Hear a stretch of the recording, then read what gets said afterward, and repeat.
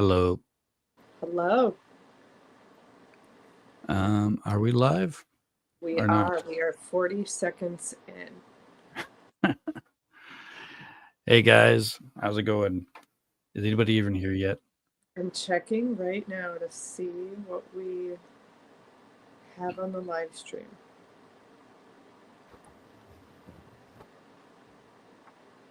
And you're looking all good in a suit, and I am in a hoodie and sweatpants. I I could have changed after I got home from work, but I decided I'm not going to. Maybe I won't fall asleep. Well, they liked it on our last live, so I I guess like to wear it's gonna suits. be your signature look. Hey, riding down the rabbit hole. How are you today? Oh, one of my favorites.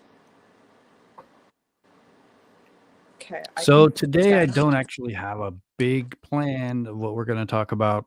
I was thinking we could watch one of my better videos that got a lot of views, and I say better, but it's not really better. I think it has a AI voice, so I don't know. Somehow it did better than all my other videos, and even though the video itself isn't even that great. So, what did you find out about Chris Watts? Okay, did he so yeah, transfer? Rabbit asked how we're doing. I am doing okay. You're going to notice I'm sounding a little weird today. I have pollen issues. How about you, Rob? How are you doing?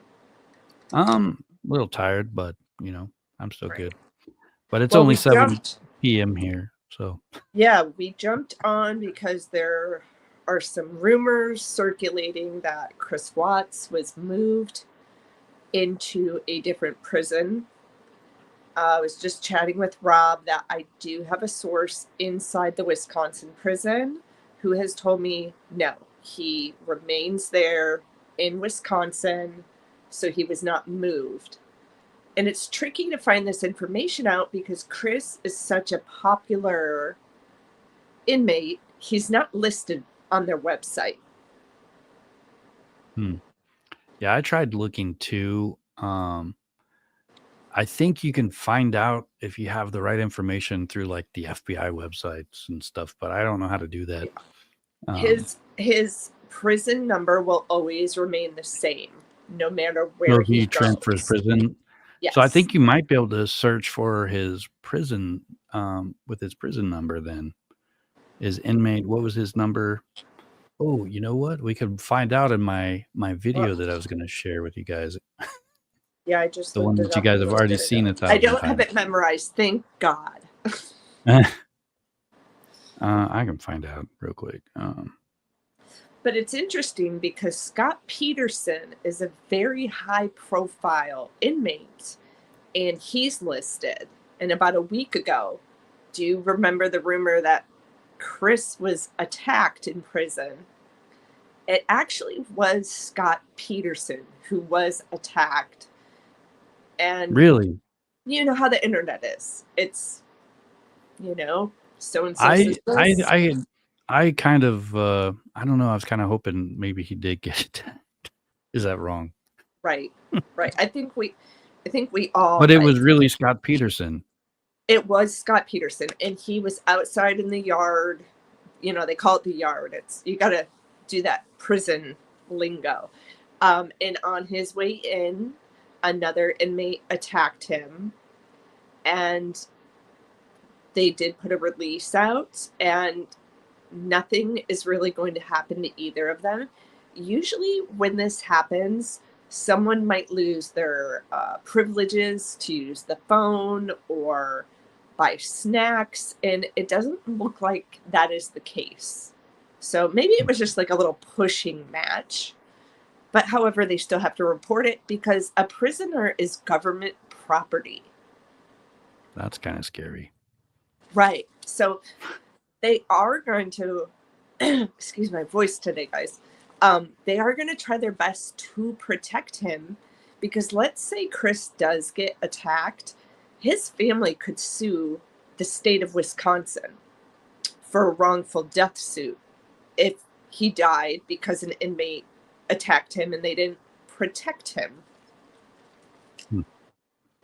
Well, if that were to happen, it seems like Shanann's family should have, be able to sue Chris's family for that money Oh, if yeah. they could. I would think it would go straight to the Rusiks because I can't imagine they've been paid off fully either. Yeah, that's I don't know. That just seems wrong if they could sue the prison if something happened to him. It's Nothing unfortunate. would It happen to him happens. if he'd never murdered anybody. He wouldn't be in jail. Well, I'll tell you, when I worked in the newsroom, I would get several calls from family members saying that their husband or brother was being mistreated. And it does happen in prisons. It does. Um, they may say, I'm sick, I'm not feeling good, and they kind of get ignored, by the guard or the nursing staff. And then something fatal could happen. This person might have a heart attack, and it's happened, and they die and did Have not you ever receive watched that care. that case study? Where the college kids were like the prisoners and the guards. They were all college students. They were all participants in a thing, and then the prisoners turned into like you know real prisoners, and the guards turned into real guards, and there was a lot of abuse happening. And the prisoners, I mean, the scary part is they didn't just like quit. They took the abuse. Yeah. And then, I mean, it just kept escalating until they had to actually shut it down. But Gosh, there's got to be a prisoner guard mindset that actually happens in real prisons. I mean, these were just college kids.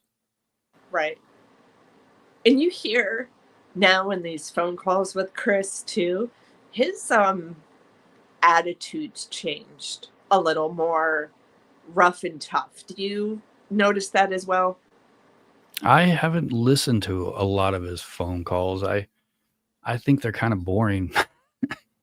you know, um, They I can try be. to keep up with like the new stuff that comes out. Like when I heard that he got beat up, I was like, "Wow, that's cool." But then I couldn't find any information on it. So it's like everybody says it happened, but nobody knows when and where and how and who and everything else. Right. And you have to just kind of get lucky with, I mean, had Chris been in a different prison, I probably wouldn't have been able to get any type of information because he is not, even as a person in the public or a journalist reaching out, he's not listed. So you have to know where he is to write him or request his visitor logs or what he's buying and things like that. So I just happen You to be know, lucky to know someone who was there. I did kind of look up why a prisoner would be moved, and there's obviously the safety concerns. If they're getting lots of threats from other inmates, high profile or offenders, they are high risk targets. I mean, they're most likely to get targeted because, when you're in prison, I guess everybody wants to be the scariest guy there, and they're going to take on the scariest, high profilest person. Um, Another reason would be for reclassification. So, say Chris Watts was doing, he's had good behavior for the whole time he's been in, and they're like, well, he doesn't really need to be in a maximum security prison anymore. So they could move him. Um, there could be some kind of besides the reclassification, there could be more safer um, things in other prisons. So maybe his safety is a concern. Maybe this particular prison isn't the safest place for him, and maybe another one is more accommodated to handle his type of, um, you know, person because he's a high profile murderer. Right. Um, and then there's like these um, the interstate corrections compact. It's like an agreement between states, and this is it's like a reciprocal arrangement allowing them to house inmates from another state, and it's done for the inmates' protection. Um, Sometimes they get moved to be closer to their family. So I are the Wattses still in North Carolina, or do they move to They like are. so they They can't are. just go visit him whenever they feel like it? They'd have to basically move. So I mean, if but I mean, what I heard was he moved to Illinois, to a prison somewhere in Illinois. Right. So it wouldn't make sense that that was the case, that they moved him to North Carolina to be closer to family. But I mean, those are the kind of main reasons that um, prisoners are moved. It's Um, interesting because this made me think today of what are the chances that the Menendez brothers put a request in to be moved and they were actually granted that request to go to the same prison? I find that pretty mind blowing that they um, honored the request to keep them together. well, have you ever watched that show Prison Break? I've They watched made like it the two request episodes. to.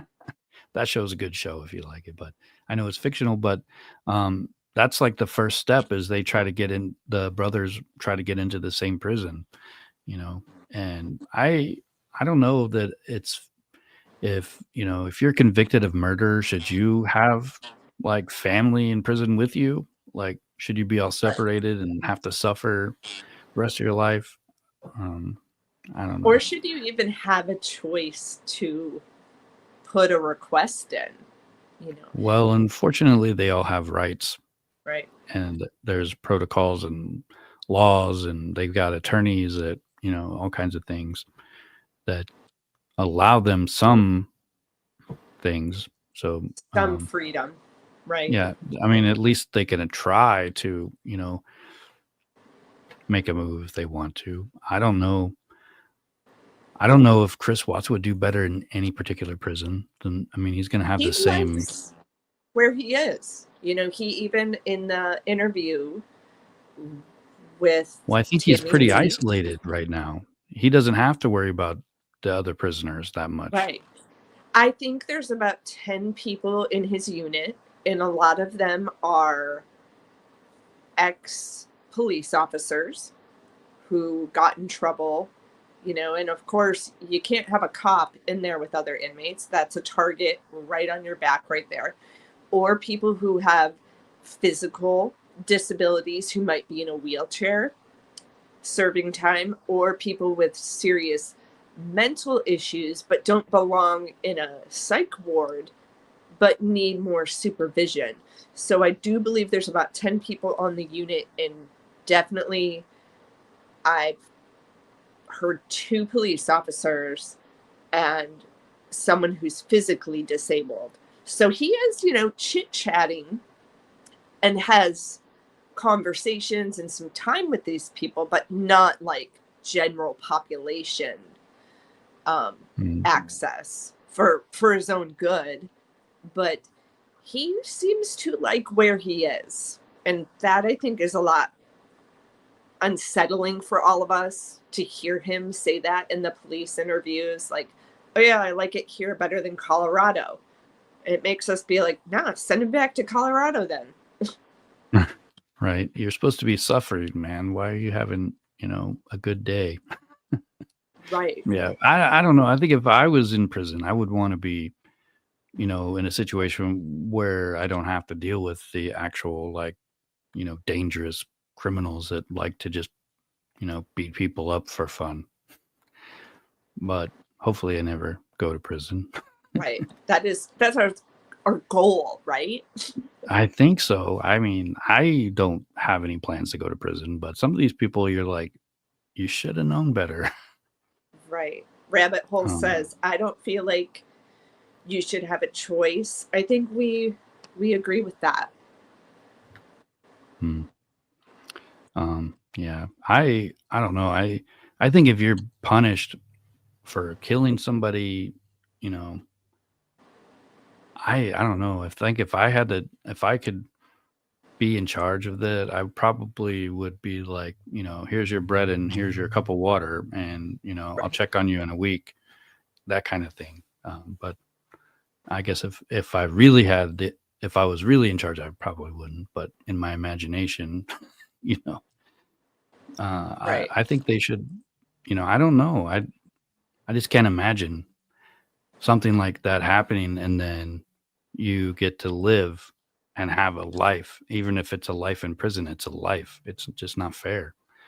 Right. Shania They're not doesn't get supposed to to. have those conversations with her family about, you know, how the NASCAR race went, last week, or the football score, these things that Chris still gets to enjoy having these Does he have a conversations. TV there? Does he got cable? Does he got He an has Xbox? access, but he doesn't, from what I've heard, he does not have one in his cell, but in the general area. If he were cleaning, like doing his janitor job, he could access watching it, while he's sweeping the floor or whatever. But actually, I meant to try to figure out if they're allowed to listen to the radio. Like, I wonder if you're allowed to have a radio in your cell so that you could. I'm I was sure even there's a thinking, list of there's got to be a list of what they're allowed to have in their cells based off of the type of prison part of the. I don't know, because because I imagine him getting to listen to his favorite band, Metallica. I was like thinking, I wonder if he'll ever get to hear it again. And then I thought, well, shit, maybe he is allowed to have a radio in there. he probably is. I've heard that they not in this particular prison, but I've heard prisoners, they get like gaming systems and radios, and they can have like a certain amount of number of books in their cell, and like pictures on the walls. It's like a little Right. dorm room, with a lock on the door. That's the only difference. They say a cart comes by every couple weeks and will have books on it. And I always wonder if they are able to request the books I or. think they can buy books and have them ordered, but they're Wow. probably only allowed to have a certain number of them at a particular time. So say they bought 4 books, and they're allowed to have 4 books. So if they bought a new book, they'd have to donate one of the books to something else, to someone else, or, send it somewhere so they could get a different one. Um, but I'm pretty sure they can use books to make tattoo inks and things like that. So they don't want They people do having do little tats libraries in in there. in the prison. I'm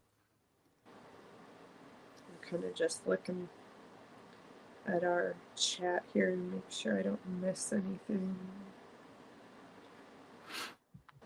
But yeah, I was thinking today I would play one of my videos just to kind of look at how my Yeah, videos let's do looked that. before We've before I addressed the started loss. doing my own voice.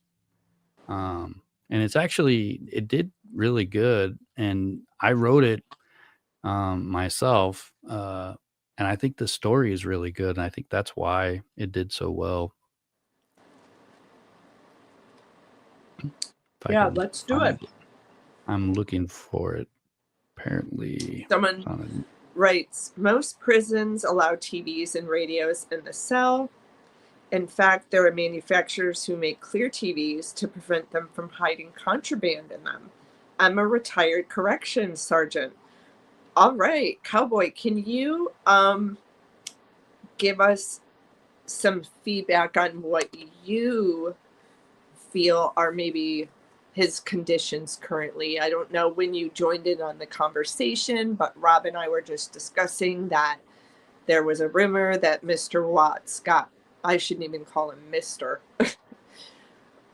You That could call him Mister. Watts, He's still. You can call him inmate. What was it? I yeah, looked it up. that Six family annihilator was moved to a different prison. inmate 674796. That's You his got it. That's inmate. his number for life. Yep. So He's no there longer Chris was Potts. speculation that he moved, and we kind of addressed that at the beginning of the live if you jumped in, but we've been talking just about prison life in general. So Offender Watts is what he said we should call him. All right. We're curious what you think his conditions are like right now, cowboy.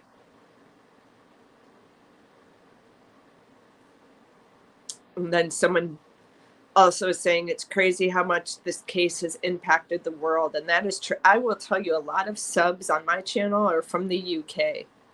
They think we are crazy over here.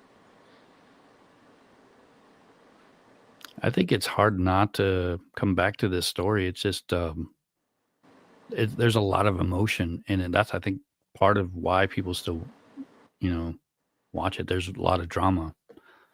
And the whole term Watts Island, God, I think there's so much truth to that, because it's like you can leave and go out on your raft for maybe a couple weeks, couple months, but you're always going to drift back to I've shore. never called it the Watts Island.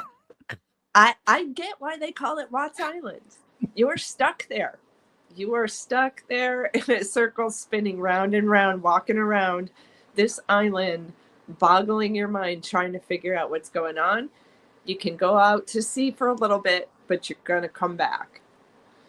Well, what I'm finding on Watts Island is there's a lot of fiction, and that's There part is. of the interest. I think I try not to, you know, just make stuff up, or like, Right. I still don't believe that video with the two people in the driveway is actually two people. I think I we really do need don't. to do that video. I got someone who emailed me and said, "Oh, you guys," I don't mean to do a voice impression, but they were like, "You guys need to look at that." And I said, "We will. We'll play the video out there that is the raw from the police, and then we will play that clip that people are showing." And Rob and I were discussing, you can easily Photoshop things and put AI together. So we should definitely do a Not even video. with AI. It's real easy to just, like, you could literally take that driveway footage and delete the background, so you only have the guy walking on the screen, Right. and then you can drop that on top of your other image, and then you can, make it bigger, smaller, lighten up the shoes, whatever. I mean, it could be real. It could be. I've always It been could be. suspicious about Nicole Kessinger. Always, like, from day one. I've like, the first thought I ever had was, "Oh my god, she helped. She did something. Right. She did something." But, um, I don't know. There's a lot of little things that could add up to something, but, I mean, I don't know. I think that evidence, if it was real, police would do something. They would have to investigate it if it was real. So, I don't know. I could be wrong. Um, Well, I think we owe it to our subs to take a closer look at that video for sure. And Rob and I are also working with a private investigator, um, kind of discussing that video with Nicole Kessinger and working with this PI who has some technology to figure out if people are being deceptive. So in the future, we're definitely going to roll something you out know with what? I think we that. should, if he could really do that, can he do it live, you think? And then we can test it out Yeah. on you and me and see if we're lying. Yeah. We Yeah. could He play told me like he wants me to come in person actually and do it. And I said, okay. I said, don't ask me anything. You're going to I get me in just don't trouble. know how lie detector tests can actually prove anything. Right. And he's saying this video analysis, you don't even have to be hooked up. I mean, literally, we just send him the audio It just clips. reads your, like, micro expressions and It knows. And I think it makes sense because now they're able to tell when people have diseases too, just by voice analysis. And I think this um, JT Ward is the gentleman that Rob and I have been chatting with, and just did a video with him yesterday. Um, he wrote President Trump this week because he wants to bring this to the United States to be used just as much as polygraph tests are. But I did ask him, and he doesn't really have the answer yet. But how will this hold up in court? right? I mean, Well, it'd probably be just like lie detector tests, right? I mean, right. those things Which, are sometimes admissible, sometimes not admissible. Like, how much weight does this evidence really have? And if you watch shows like I do, I watch, CIA stuff.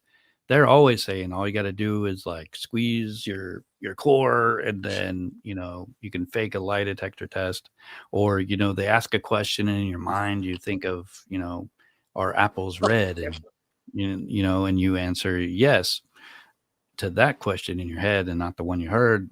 I don't know.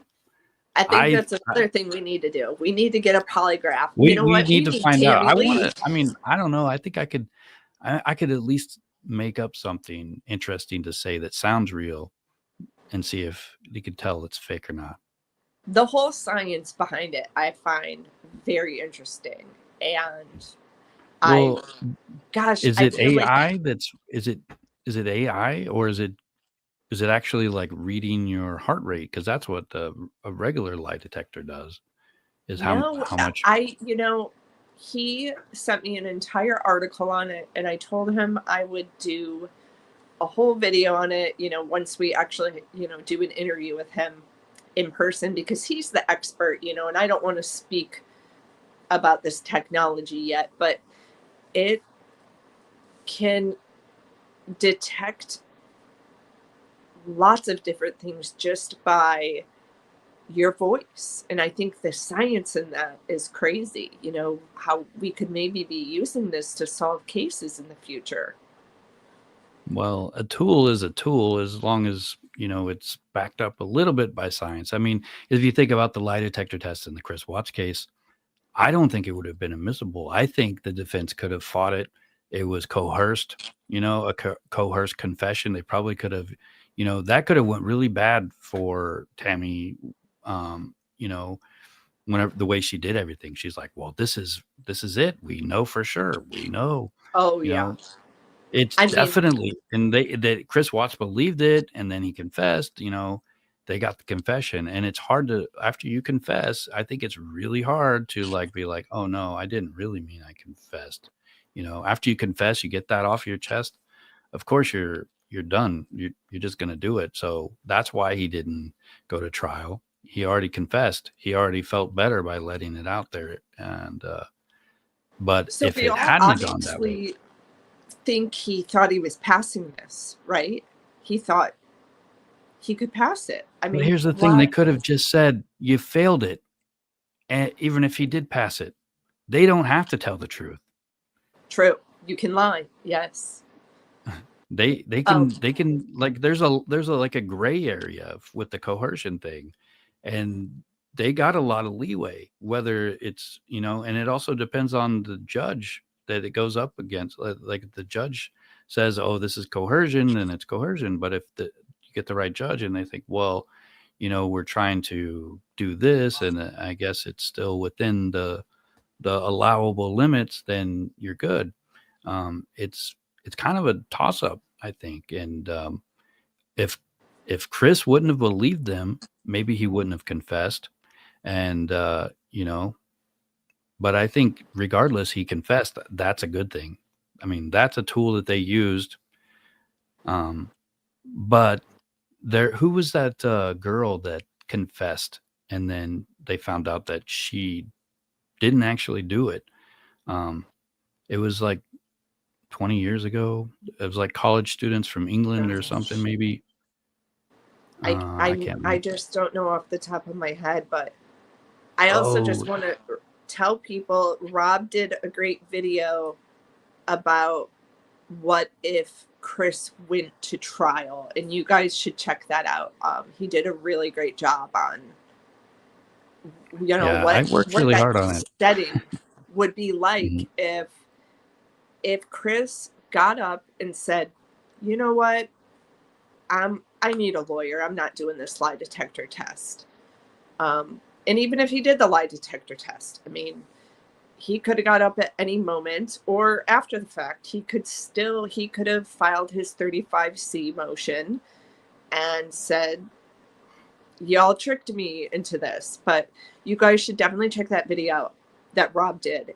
It's great about what the defense might look like, and prosecution. You know, it's innocent until proven guilty from the court perspective, but not by the prosecutors and the detectives. They're allowed to think you're guilty from the very beginning.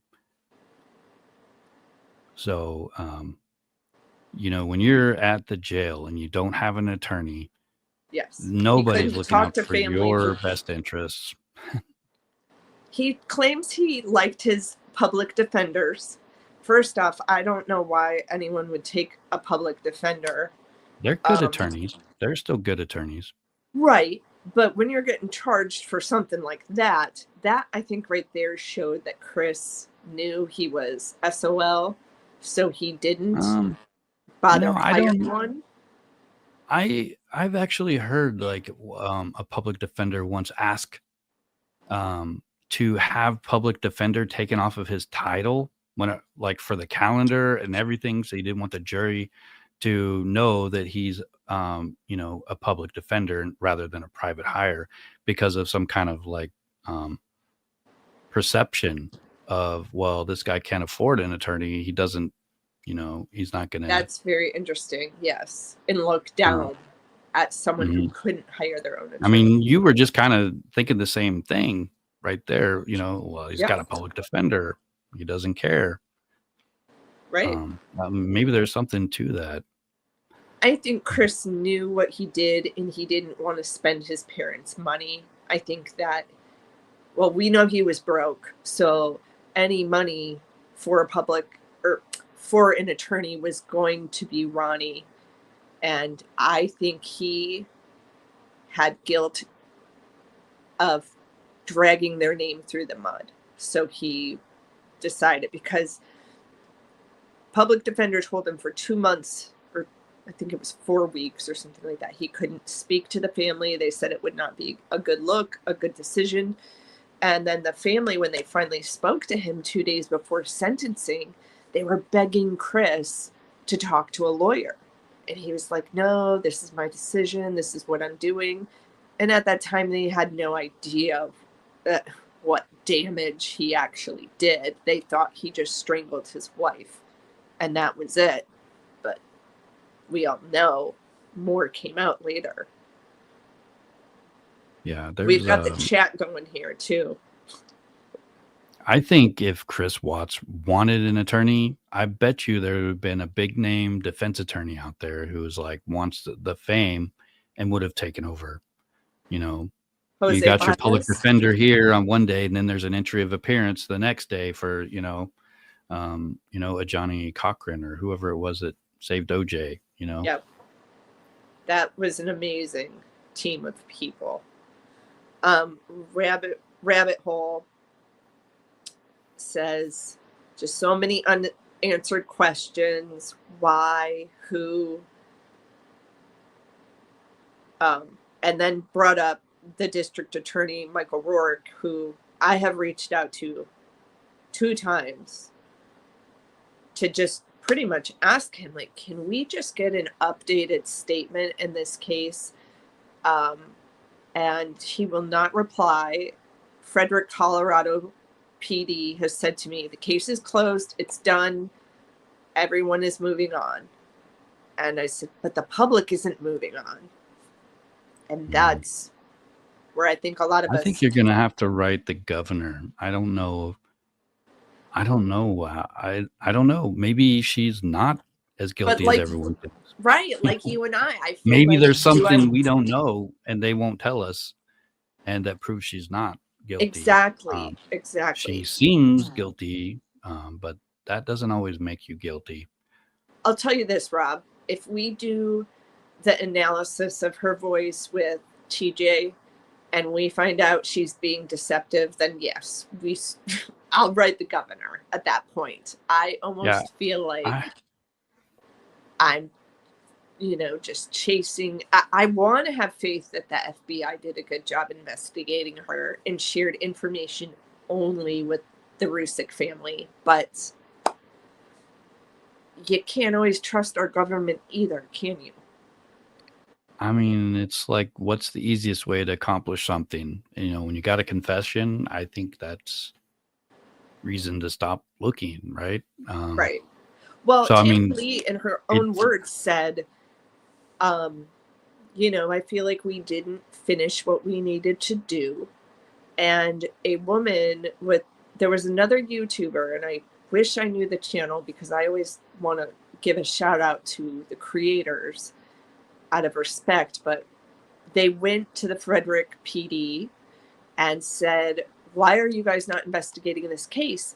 And apparently, the moment Chris made his confession and took his plea deal, the budget is done and it moves on to the next case.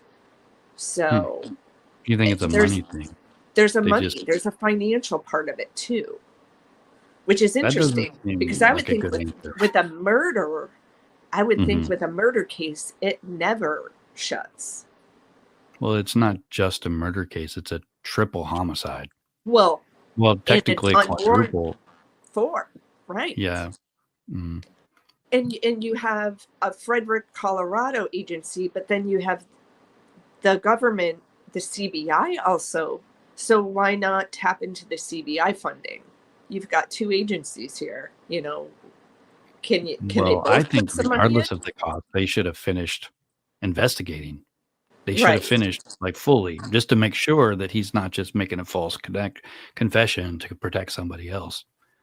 But And I really don't think that it's a false confession or anything. I just think there's more to it that nobody knows yet, right. for whatever And you know, reason. in like our chat, we've got people saying, you know, Nicole Kessinger, of course, we all know that that is kind of why this story continues. And gosh, I wish they would have strapped that girl to a polygraph because maybe that would end all the questions. I know a polygraph is not 100%, but if you don't have anything to Thank you hide, so why not much for just do coming it? out here with Sorry, guys. I just clicked You're just something. putting her up there. That's her. That's who we're Yeah, talking that is about. her. This, guys, is my video that's coming out this weekend. But there's something in here that I think you guys might like. If I could skip to it. Yeah, if you guys This is haven't your checked little out sneak Rob's preview. videos, he puts so much This part right time here. effort. These are great. So this part right here is really good, guys. Just watch this real quick. I didn't mean to actually interrupt you and start this, but I clicked it and I didn't mean to. But her connection to the case. Am I in trouble because I deleted his text? You're not in trouble. I didn't know what was going on at that point. So, does that cause question? There is, but is it criminal? No. Is there concern that you're hiding something? Potentially. That's why I want them, or I wouldn't be asking for them. I know. And you've been. see, right there, is there potential for us to wonder? Yes. That should be enough to investigate them.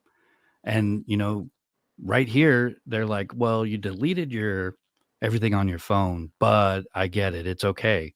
And then she goes all happy mode and starts talking. I'll let you guys watch the rest of it. You've been upfront with me about everything. I don't have a concern that you ever told Chris, I don't want you, go kill your wife, or get rid of your kids, or I don't want to date you if you have kids. None of those things ever came out of your mouth. We've talked about that. Yeah. But until those text messages that are deleted are there, and all that, it's just speculation. But it's kind of like, why did you do that? And I get your excuse. I understand what you're saying, that on Tuesday you realized who this man was and what he had done. You didn't want him to be part of your life anymore, so you got rid of it. I didn't even want to see it in my phone. It was like freaking me out because I remember I had like deleted them, and then he sent me another text, and then I deleted that one too. Right. It said Nicole left Chris. Yeah. So that's my little sneak preview for this new video that's coming out. But that part of that video is exactly what we're talking about. Why didn't they investigate it? And the guy right there said, we have reason to investigate you. And they Here's didn't. the thing, too. Did they get everything off of Chris's phone? And why are all those text messages not released? right? Like, if you know, even though she deleted everything, not everything, but most of the conversations, they got it from Chris's phone, is kind of what they were Well, pushing on we also her. don't know what they were able to recover because you Right. can recover deleted stuff So off a what hard do we drive. know? What are we not seeing that they know to say, Well, hey, what we're I've done heard, investigating you? it's all like sex talk and, nude photos. Right. And that's And why here, it's not being put into the public's eye. that interesting clip you just played is always, I feel, the interview that we don't watch as much or pay close attention to. Her dad is not there to protect her. And I believe that was the second interview she did, because the first one where her dad is there, they're interviewing her as, hey, you're coming in. And then I feel like that second interview that you just played a clip of is a little bit more aggressive, a little more of an interrogation. And how come dad is not in the room now? Well, that's probably why he was in the room after that. I think if he would have pushed harder, he would have got different answers. Absolutely. Instead of saying, you know what, I think I get it. I understand why you deleted everything. And it's okay. I don't get it. I don't believe that's not Coder doing the interviews. I wanted to see Coder and Tammy Lee interview Nicole, especially Tammy Lee with Nicole. Two female dynamics would have been interesting to see how Nicole behaves with Tammy Lee versus a male. Yeah, I've heard several people mention that the reason why she got away with it, whatever she did, if she did something, was because of her looks. That guy let her out of that room because he was attracted to her. Kevin, yeah. And I mean, it was Kevin Kovac. That's who it is. And, they're calling him by first name. I mean, there's some type of friendship or relationship there. And I also do want to debunk I get very irritated when people write, oh, Nicole's dad was a cop. Nicole's dad was with the FBI. Dwayne my Kessinger. favorite's the Freemason or whatever, the like Dwayne, Knights Templar stuff, like right.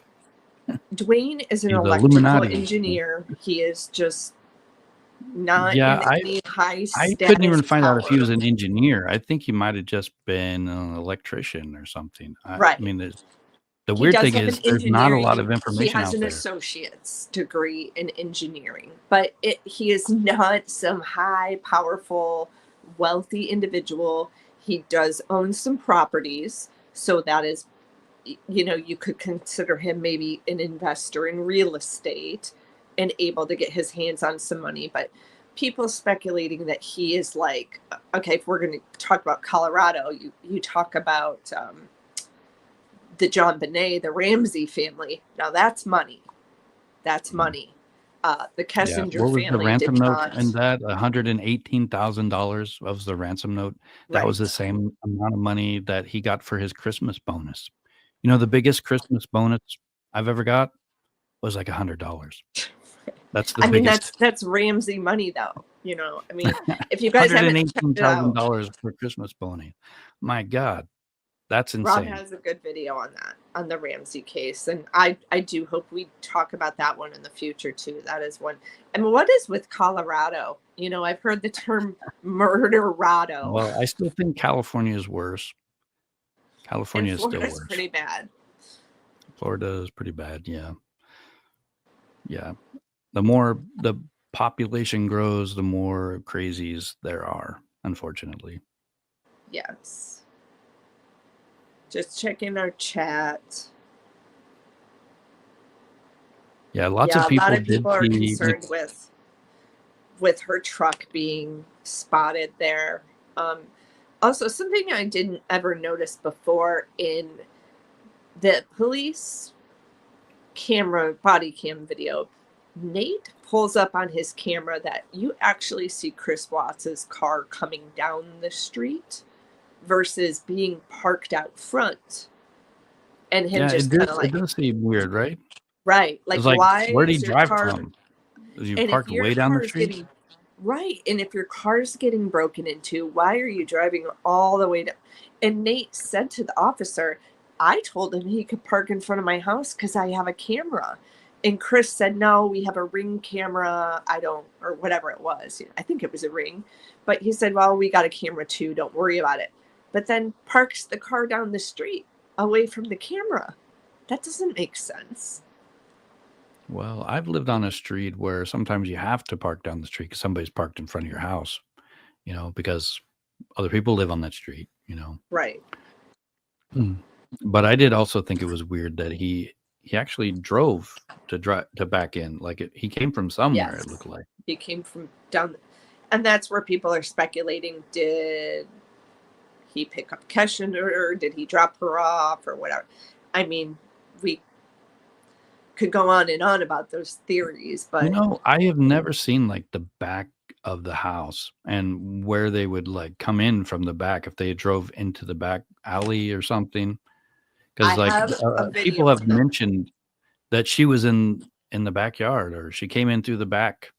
She went through a basement window and all these things. When you see that, Rob, it's going to blow your mind. I'm going to try to find that clip. There's a whole nother subdivision that was being built back there in 2018. You can park a car in the back by that fence. I'm going to look at this video real quick while you're maybe pulling up your video so I can kind of show you just how easily it would be for someone to park a car behind that fence, like right there. And I'm not saying she did, but I'm saying I was very shocked how easy it would be to do it if you wanted to. Yeah. Did you guys want to watch one of my my best videos? It's only about 10 minutes. I can let it play.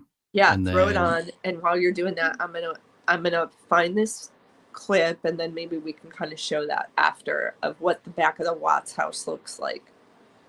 Okay. Yeah, I'll find that. So this is an AI voice. And, I used to use AI voice all the time when I made these because I was afraid of my own voice, really. I thought it was easier, and technically it is easier to drop a Word document into an AI, and then it translates it into a voice. And I really loved this voice for my first like 50 videos that I made. But I've been thinking about remaking this video with a talking head, myself, and my own voice. But I think had a you lot of should. fun writing this story. But I'm going to go ahead and play it.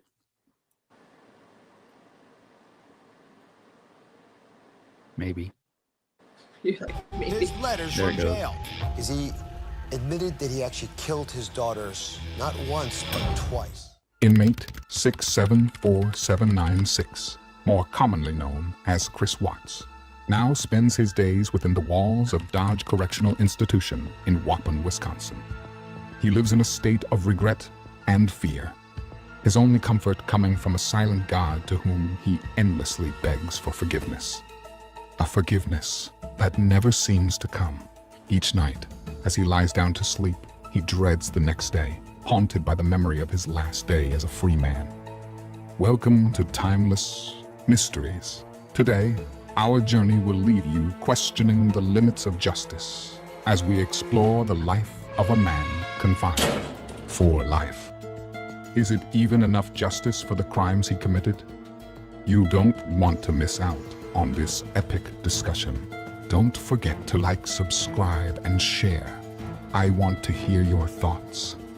Chris Watts was a man living a double life, caught between the comfort of his family and the thrill of a forbidden relationship. That morning, Shanann was still away on a business trip, and Chris was home with their two daughters, Bella and Celeste. The day seemed ordinary, filled with the routine of caring for the children. Daddy is a hero. He helps me grow up strong. He helped me not go too.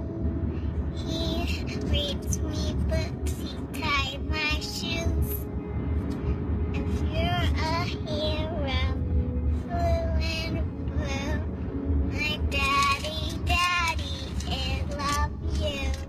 However, something felt off.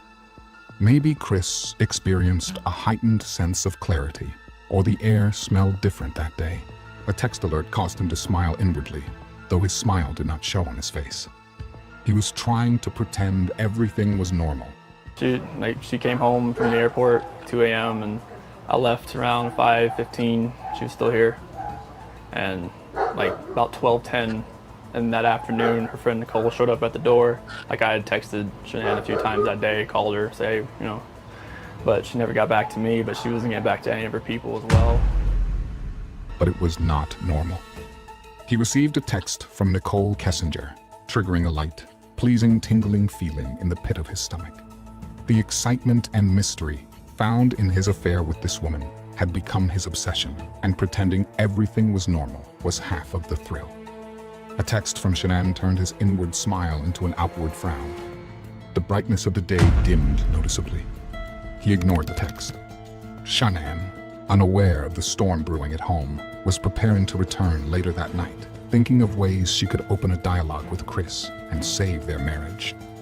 Chris ignored more texts from his wife.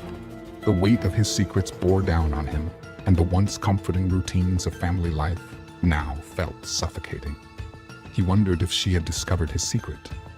A new storm began to brew in his mind. In an instant, a profound and intense anxiety shrouded him. She seemed excited to return home. Could she forgive him? Was it possible they could find their way back to each other? A text from Nicole ended this line of thought. A few hours before his wife arrived home that night, Chris and his mistress spent 111 minutes talking. What was said is still unknown. Many believe that this call was some kind of tipping point in Chris. His mind somehow broke. And just like that, he was a killer. The rage within him, a stark contrast to the quiet, calm appearance he maintained outwardly. When he looked in the mirror, he probably didn't see a killer. He may not have been able to understand his own thoughts as he glared into an empty mirror, but he must have felt the internal change. When Shanann arrived home that night, the house was quiet. Bella and Celeste were already asleep in their beds, their innocent dreams undisturbed by the darkness looming. Chris greeted Shanann with a cold indifference, despite the warmth she had offered. They exchanged a few words, but the tension was palpable. Disappointed, yet she felt no fear as she climbed into bed. Chris straddled his wife. She probably thought he wanted to be intimate. He stayed there for a long time, staring at her, her mouth moving, but her words silent. It's not clear what they discussed, or if there was a discussion at all before. In his broken state, began to clench his hands and strangled his wife to death in their bed. Perhaps it was an instant reaction, and he remained there after she was dead, looking over her for an unknown amount of time. His daughter Bella woke up. Did she see what happened? "Is Mommy okay?" she asked. He loaded them up in his truck and took them to the last place they'd ever see. Christopher Watts has pleaded guilty to killing his pregnant wife Shanann and two young daughters, Bella and Celeste, and their unborn son Nico. He ended their lives too. Research on inmates serving life sentences reveals that they often experience profound and chronic feelings of guilt and remorse, frequently haunted by the memories of their crimes. This, combined with the psychological concept of moral injury, leads to deep inner conflict and self-condemnation. The isolation and monotony of prison life only exacerbate these intrusive thoughts.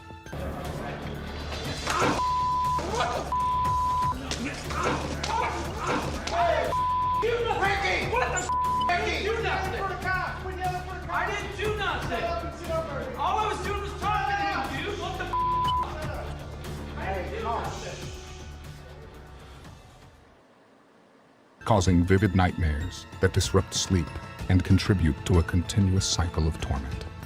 When I got locked up, my twins were 8 months old.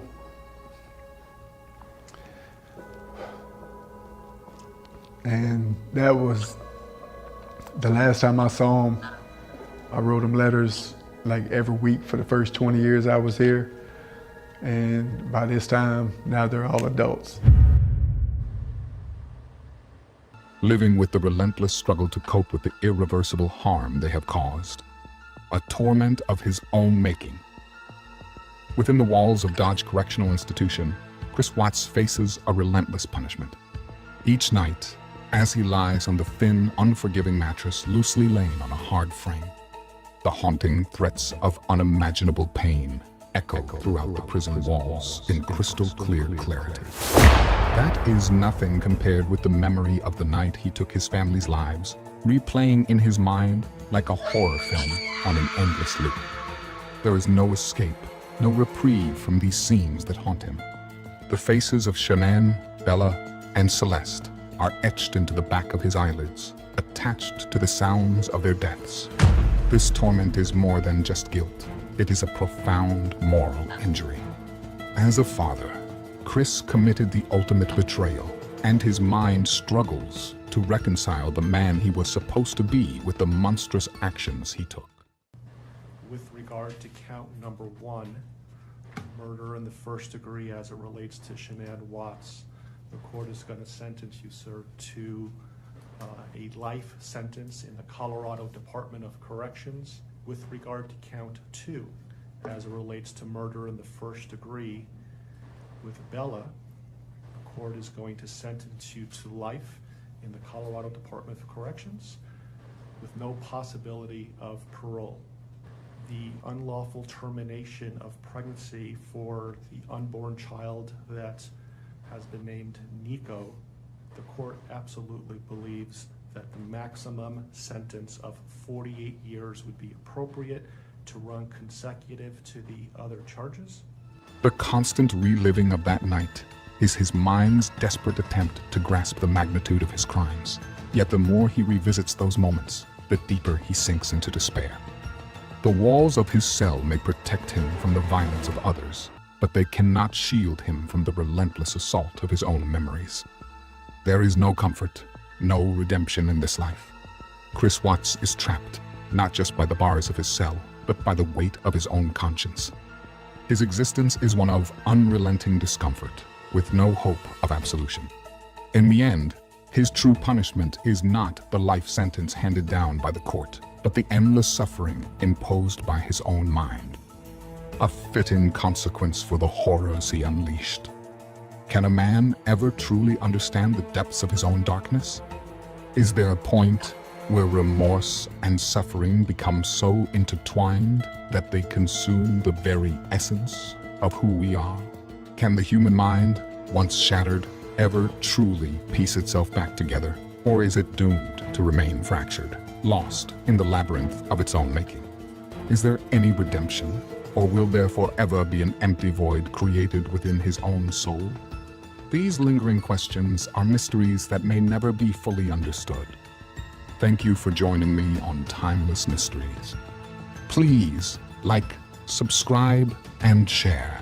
As always, be kind, stay vigilant, and seek answers. I'd love to hear your thoughts in the comments. Don't forget that you can become a member today and help support my channel as it grows.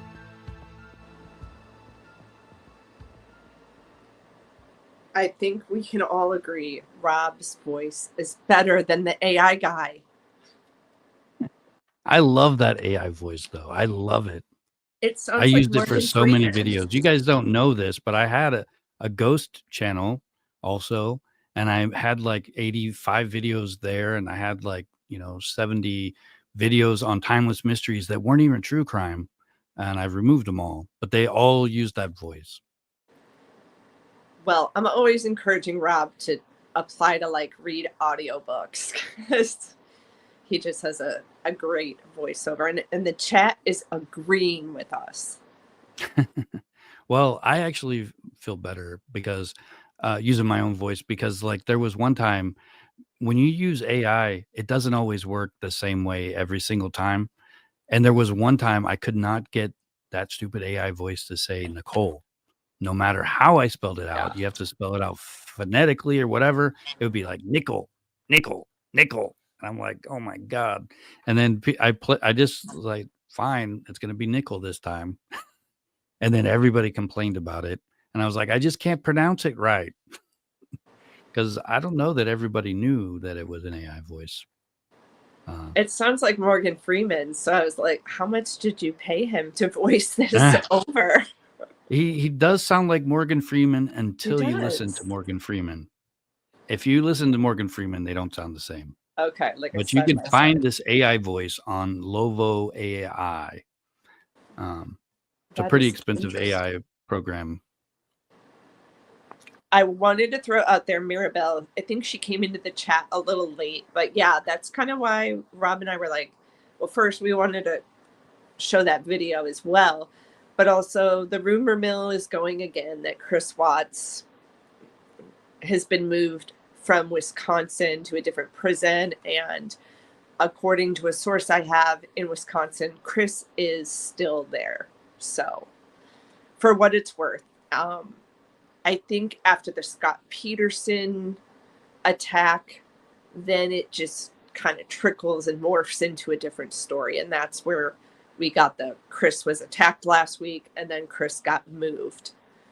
So I honestly wouldn't be surprised if Peterson got moved or someone else high profile got moved this week.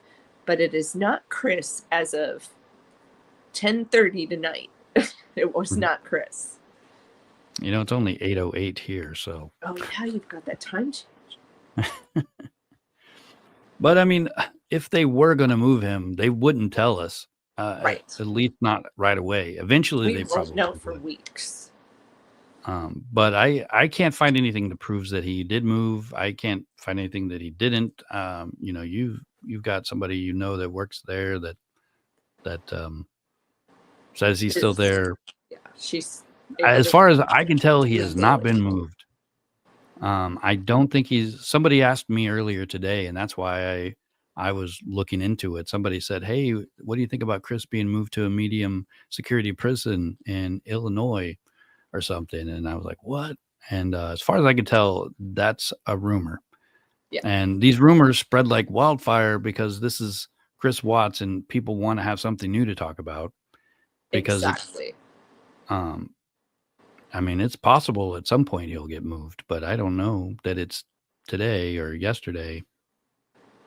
Yeah, I mean, there could be talks of it, but according to the source I know who, you know, she physically saw him in the flesh today. So he was not moved, but I think that, you know, when he does and if he does, he's going to be upset about it because he is cozy in there and he, you know, kind of knows his routine.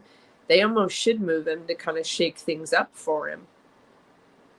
Yeah, I think if he ever does move, he's going to want to be moved closer to his family, maybe. Right. But it doesn't make sense for him to get moved to Illinois at all. I don't, unless he's got family there or something. Yeah. I don't know where that came from. Yeah. Michelle, thank you. Yeah, we do plan to try to do this weekly. How would you guys feel if we did some supernatural ghost type talk? Rob and I were kind of chatting about doing something like that. How do you guys feel about that topic?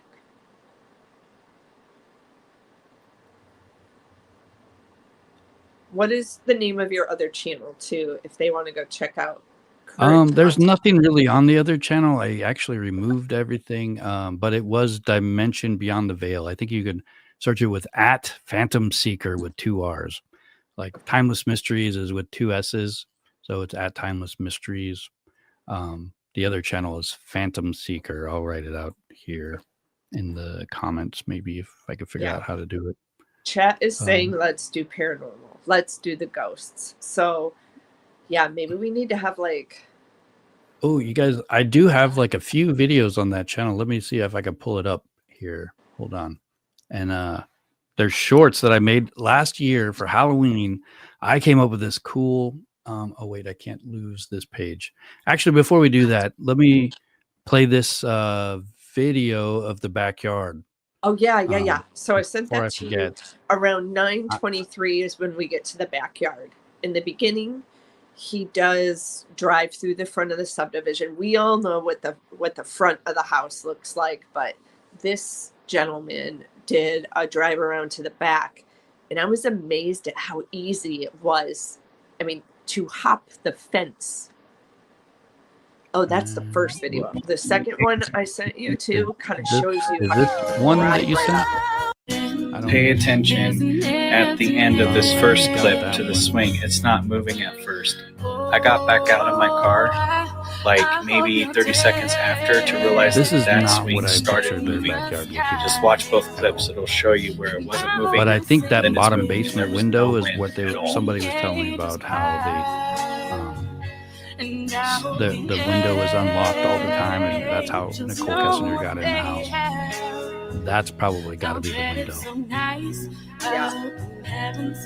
But why is the grass so dead in Colorado? Isn't it green then? And that swing is moving by itself. Didn't you see that? That's what he's saying in that video.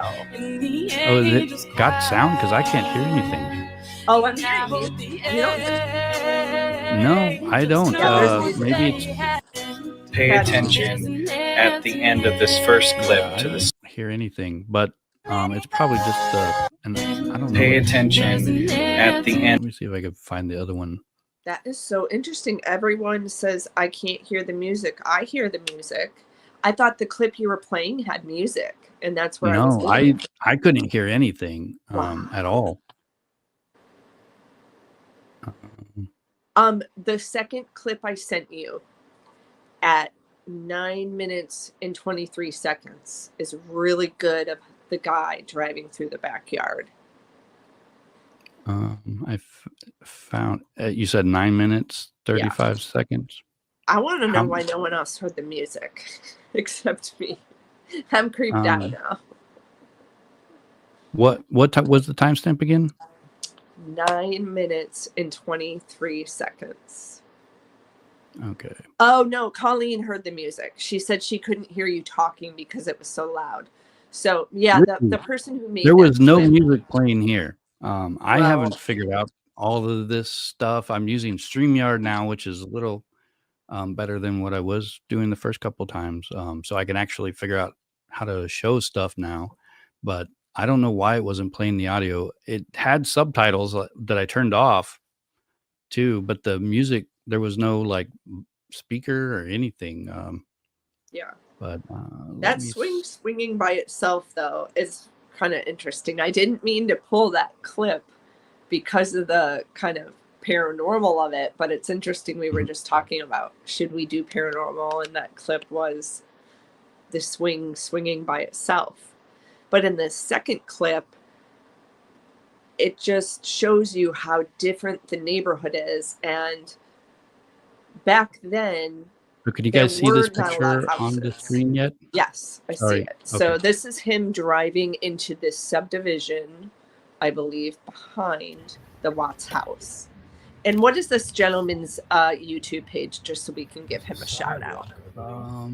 It's Jonathan Lee Riches, aka JLR. Yes, JLR. Yeah, but I don't hear anything at all. But I know there's volume. But there's definitely an audio. Let me turn on the subtitles. Maybe. Nope, they're unavailable. But if you can hear the audio, I'm sorry, I can't adjust it. There's really not much audio to this one. He's just kind of talking. Okay, now he's going to get out of the car and he is going to back it up and show us exactly the Watts house. Here, he's turning. Now, remember, all these houses weren't there before, so it was even easier to get back there. Then now, look, he's going to take a left turn here. And we got a froze. Okay, there. He's gonna take a left turn, and the Watts house is right there. It's crazy how easy it was to get to it. All right, so he's gonna turn here and pull up. Now, isn't this crazy? That's his backyard now. That is their backyard. They've got a parking lot in their backyard. Now, I don't know if the parking lot was there back then in the videos. Well, I where don't think it's Chris- supposed to be a parking lot, but it looks like one to me. Right. Before, this was all just land because they were building it, but that doesn't mean the roads weren't paved. And I don't care. You could take dirt to get back here, but look at how easy it is to access the back of that house. Yeah, that's pretty easy. I don't like those kind of fences. You know, if I have a fence, I want it to be, 8 feet tall and made out of brick so nobody could see over it or through it. That was interesting. And I would hate this, whatever that is. It looks like a parking lot. Right. But I think can't live too close. I call those houses past the sugar houses because you're so close to your neighbor. You literally could stick your hand out the window and give them a cup of sugar. But that's what Shanann liked, I guess. She liked that neighborhood. She had to have that house. According it's a to nice Chris. house. Yeah, I mean, they're And gorgeous. nice community. I don't know why anybody wouldn't want that house, before somebody got murdered there. Oh, right. And that house has been sold twice now.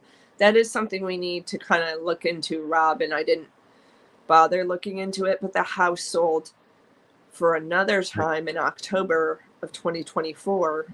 I have a video talking about that, and nobody seemed to be interested in it. Really? I got a couple people who were like, "Oh, yeah, that's cool," and then they started like talking about ghosts and things, and I'm like, Like, that's not what we're talking about here. Yeah, they sold, I think it was about 20 grand under asking price. They wanted $725 for it. And this time, the agent didn't post a whole, welcome to your new house, blah, blah, blah, blah, blah.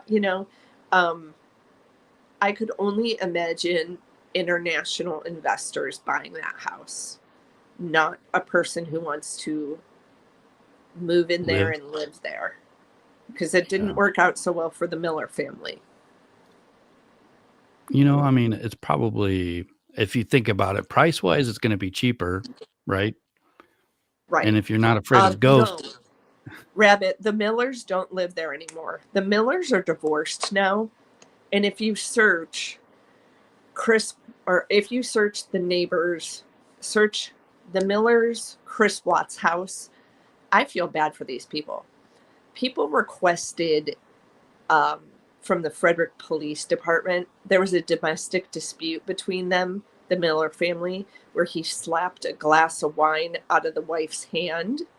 So the cops came and he got a charge for child abuse because the kids were in the house when this happened.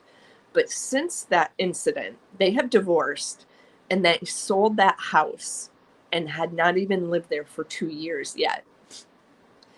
And here in Georgia, if you move before 2 years, you have to pay something called capital gains. I don't know if they have that in Colorado, but you pretty much pay a penalty for selling early. So I found a video, but if the audio is not working, I don't know how you guys are going to hear it. And it won't let our me audio's download. working. It's just not working for you. Oh, okay. Well, as long as you guys could hear it, I'll let you watch it. It's only 4 minutes long, but this here is my channel, my other channel. And I had a lot of videos on here. They were all terrible, like very terrible. I'm not even sure how this channel got monetized, but I took everything down and I was actually planning to do something with it different, but I haven't really had time. I've just been writing so much that I don't have time for 2 channels. And I don't know. I'll probably eventually do something with it. One of my kids wants to be a YouTuber. Maybe I'll give it to him. One of these days, I'll have a team of minions to haul all of this gear. But tonight, it's just me dragging thousands of dollars worth of equipment through this frozen gym. Night Mute, Alaska, is not living up to its reputation. The locals warned me not to stay, said, "The ghost girl hates outsiders." She giggles, and then she screams so loud your guts feel like they're being ripped out from your body. Yeah, right. I'm not scared of fairy tales.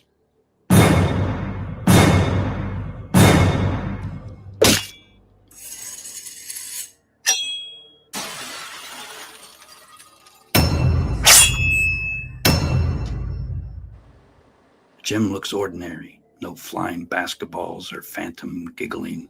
They even locked up the balls to make sure nothing weird would happen. So far, no EMF spikes, no temperature drops. Just me, the hum of the clock, and the ticking off of another wasted night. And then it's gone. The hum stops. My heart skips. It's too quiet now. The kind of quiet that feels alive, pressing in on your skin. I try popping my ears, thinking maybe it's the air pressure. I rub my hands together to warm them and glance at the EMF meter. Still nothing. Maybe I'm in the wrong business. Then I hear it. A faint tap. Like a chair being scooted across the floor. It echoes from the locker room. The gate creaks open, then slams shut so hard the sound ricochets through the building. I freeze, heart racing, flashlight trembling in my hand. Nothing changes on my equipment, but the air feels different. It's charged with something I can't see. And then I hear it. Conroyoted. A voice whispers, soft but deliberate, like it's being spoken into my mind. The words hit me harder than any scream could. A warning I don't need to understand to know that I'm not welcome. My breath catches. The temperature plummets. The meter light flashes red, but I can't focus. I'm too scared to think. I spin the flashlight towards the far wall, just as a basketball flies across the room, slamming into the backboard with a deafening bang. The ball bounces once, twice, bang, bang, bang, until it rolls to a stop against the wall. My throat tightens. Those balls were locked away. The EVP recording crackles violently as if something is trying to speak through it. My hands shake as I reach for it. But before I can grab it, the air gets thick, squeezing at my lungs. A giggle echoes through the gym, soft and playful, just out of reach. And without warning, it morphs into a maniacal scream. The sound so sharp it feels like it's peeling the skin from my bones. My gear crashes to the floor as I fumble trying to grab it. I trip. The video recorder screen blinks to black and everything scatters around me. And then silence. I look up and I see her. She's standing in the shadows. Long matted hair covering her face. Arms slack at her sides, she points to the door. My heart feels like it's about to explode, and I run. The next morning, I return to gather my things. Nothing is out of place. It's as if nothing had happened at all, but I know it did. Before I leave, I glance back at the gym one last time, and that's when I hear it. A giggle, soft and sweet. I don't stop. I keep walking. I may not have the proof I was hoping for, but now I know ghosts are real, and I don't want any part of it.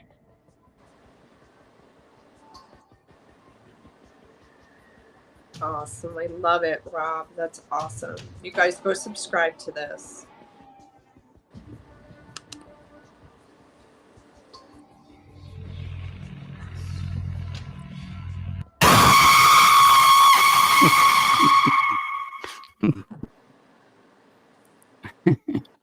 I discovered a low-stress way to earn online that doesn't require. Yeah, so that's one of my Hauntum Fest videos. I was trying to do one, 3 to 5 minute video every day for the week up to Halloween. And I actually only was able to do one every 2 days because apparently, a 4-minute video actually takes a while to make still. But it's a real haunted place. It's not real, like I never been there. So I just told it that way because it was fun. And I was trying to be, for Halloween, I was trying to, tell scary stories. Michelle says this isn't really true, right? The basic history is true. It's haunted. There's a ghost girl in that auditorium. Well, There's another haunted place in Alaska that I want to say it's Whittier. Whittier. I've got a video of that too, but like I said, I deleted everything off of those videos were actually on Timeless Mysteries, by the way. But nobody was watching them. And before I like niched down to true crime, I had ghost stories, conspiracy theories, historical mysteries, missing persons. Like I had all kinds of stuff. And I enjoyed writing all of it, but nobody was watching it. So I feel you. I sometimes get frustrated. I met Rob a month ago, you guys, and it's just because I relaunched my channel and I thought his content was cool, and I said, hey, let's collaborate and go live together. And his writing is so amazing. It made me laugh because Michelle said you're very descriptive, and sometimes Rob will send me snippets of things he writes, and I'm visualizing so much that I can't keep up. But I mean, his stuff's great. And it gets frustrating sometimes when people are only interested in watching the Watts content, because it does take a lot of energy and time to put into the other topics and content. So, well, I keep making them because I enjoy doing it. they're good. I'm finding it harder and harder to write about Chris Watts, though, and I just refuse to make stuff up. I just can't. Right. And just, I just yeah, can't I was gonna make a video on that video of the driveway with the two people. I just cannot believe it's real, and so I can't go there. But I can retell it as many times as people want to hear the basics of the story. Right. I think we should do a live and show the original video that was released, and then the video that people are slowing down where they see a person, because it does look altered. Because I watched back in 2018 when this case happened, I watched it over and over and over again, and I never saw someone walking. Yeah, you got to look back at the footage from like 2019, right? Like from the news channels, and then you could see a difference. Well, the And then government somebody will be like, gave it "Well, the out. FBI zoomed in and made it all clear," but really, why isn't it on the FBI channel? Right. I It's mean, when on you somebody's channel. request, when you do video requests, which I do a lot with these agencies, and also like it costs money because they send them on a CD because they're that old school, some of them, and they do that because they want to be a pain sometimes. Sorry to you guys, but you do it to be a pain. So then they charge you money for the CD and the postage.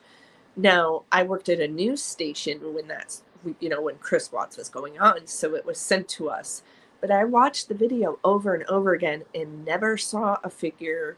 And several of us watched it, and we would have seen her in it if she were in it. Now, these images of her walking, I want to say, didn't really start coming out, I feel like, until the documentary came out. Yeah, I've been saying I want to figure out a way. I know how to do it. I've found out. You have to pay a clerk from the courthouse there in Frederick, Colorado to compile all the evidence, and then they'll send it to you.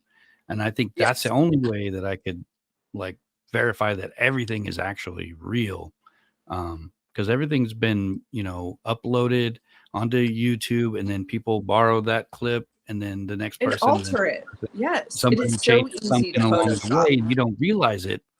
And yeah, it's I don't know. I don't want to spread rumors, but I do find Nicole Kessinger suspicious, and I have from the first time I've heard about this case, the very first time. And obviously that detective did also. So there's reason to feel suspicious, I think.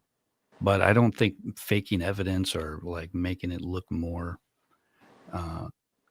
make her look more guilty is going to do anything good. Right. And if they actually were able to figure out who tweaked and altered that video, she could sue. If, I'm sure people they are finding could, it. honestly, Yeah, absolutely. Defamation suit. The yeah, chat's talking about the paranormal Watts videos. Maybe we I can haven't seen any of those. I kind of did one when I did one on the OTO about Nicole Kessinger being part of this satanic cult, and I thought I debunked it whenever I did the research on the organization and how unlikely it is that she's a part of it, but people still believe that she is, and somebody made them believe it, and maybe that person knows more than I do. I don't know, but it doesn't seem real to me. I know the OTO is real. They are a satanic cult, but they are not out murdering people. They're not out like the solstice and stuff. Like there's this whole sacrifice story Yes. that everyone was sacrificed on this certain day because of this such and such thing. But if you actually look at the dates, they don't actually match up perfectly. So it's somebody's imagination, really. Colleen in the chat is asking why was her father allowed? Because she wasn't being interrogated. She was being questioned, and at that time she came to them to offer insight on her knowledge of the case. They did know about her already because Anadarko tipped her off. Someone in HR told Nicole that Anadarko gave the police the emails between you and Chris, and that's why she initially came forward. But she came with her dad because she had every right to at that time because she's not a suspect. Yeah, but don't they always say that you're not a suspect, even though they're still like, the unofficial interrogation is a talk in a closed room, I mean, that's how it Right. happens in the movies, at Well, least. the first was at a park. They talked at a park without the dad there. And then when they asked her to come back in, she probably got nervous and said, "Can I bring my dad?" And they said, "Sure," because they didn't want her to shut down. Because at that time, they're looking for bodies and they don't know if they're going to get answers. So they're trying to play her game. And then you notice the clip Rob showed a few moments ago where dad is not there. That's the third interview with police. So dad got kicked out after, That was after or before? that's after. That's the So third interrogation. Well, it's not an interrogation in their eyes, it's questioning. yeah, I can't believe he said that, "Oh, well, we get why you did it. It makes sense, so it's okay," basically. I think it's even more suspicious than ever, especially the way her voice changes when he starts to, like, let the pressure off. The tone Yes. of her voice is different, like, all of a sudden. She's getting all quiet as she's talking, and then he says that, and she gets all, like, her voice bounces back. I mean, I don't know enough about body language and tones, but it sounds different to me. I notice it, so I imagine Agree. other people notice it too. Um, It'll be interesting if, TJ can run that interview for us and just let us know. He said he can pinpoint areas of deception. So if she even says to us, "I didn't know he was married," he'll be able to know. I mean, we already know that she knew, but it'll be interesting for the technology to show us when she's lying as well. But she's never questioned in the sense of, "Were you there that night?" or "Where were you?" yeah, She kind well, of at least we divulges don't that, know that. right? I She's like, did that "My friend video where Jim." I I I really talked to a prosecutor who told me that, they can alter the public record whenever somebody goes into witness protection. They can edit out the part where they tell them everything, and then, that part gets locked away in the vault inside of another vault, you know, where somebody who doesn't even know what they're putting in the vault puts it there, something, Right. and it made sense that if they were going to hide that. I mean, that makes sense to me why they wouldn't want to investigate her because they already know what she knew. They just don't want to tell us what it is. But everybody's since then has told me that, well, she's definitely not in witness protection. And I've actually looked into witness protection and I found out that it's, well, there's other names for it. Witness protection, what we hear of the most is the federal witness protection. And that's completely different. But every state has their own version of something like that and various different kinds of things. But the witness protection or the protection in that sense isn't always forever. It's only temporary sometimes, a lot of the time, actually. Because if you think about it, they got to pay somebody to live out the rest of their life if they took it on forever. If they On can't our even tax afford to dollars. do the investigation, how are they going to afford, somebody needs at least what, $4,000 a month to live and be comfortable? That's a lot of money. Minimum wage in Alaska is like $11. I don't It's know what it is everywhere else, but I yeah, do a believe she's protective. still working, remotely. Or she even said in that interview that she could go work on a oil rig all by herself for months at a time. So from what Well, I've heard, why she's hasn't still in anybody Denver. seen her? That's the big question. She's not Yes. on any footage. And, I looked into how somebody wipes theirself off of the internet and you can do it. It just costs a lot of money. I think at first there's like a large sum, and then at minimum it's like $10,000 a month. And if her rich electrician father is paying for that, I mean, I don't know how it's possible. Like, I think even she's if making I bank. think her salary was what, like 60, 70,000 or something. No, I that mean, was she had a good job. Chris's. That was Chris, though. How much She did could she be make? making I mean, more she because she she was managing a team of men. yeah, That's I mean, not she had a hard. good job. Yeah. So, I mean, but even if she made like, I mean, I don't know. I can't imagine making $10,000 a month myself. That's 100,000 a year, 120,000 a year. Um, I don't make that much. I Yeah. couldn't I mean, afford it. she's regardless. There's some sort of I've been wondering about protection. this mysterious friend that nobody's allowed to talk about. Jimbo? Is like some rich guy who's just like, you know, best friends with her and just wants to give her free, like, you know, delete her from the internet on a monthly basis forever with some large amount of money.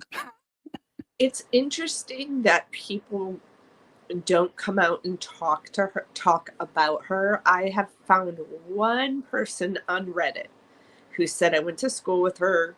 She was not a very nice girl. She also, if you guys didn't know, she does have a criminal background of being involved in a stabbing incident in Aurora, Colorado. If Have you you seen the police record, or how do you know Yes. it's real? Because I haven't seen Because that. I requested it from the Aurora Police Department. However, I signed something saying I will not profit off of my report, so therefore I cannot make a video about it. But yes, so I'm gonna send you right now her mugshot, and you guys can do the digging yourself. But there was a stabbing incident where she was connected to in Aurora, Colorado. Google Kessinger mugshot, and it's going to probably come up.